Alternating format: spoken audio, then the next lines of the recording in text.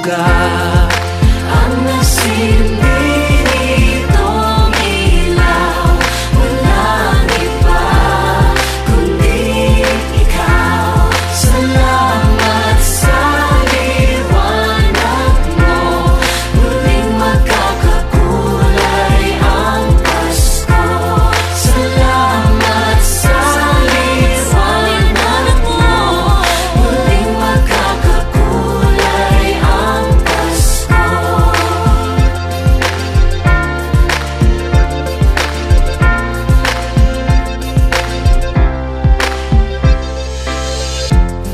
Tayo ang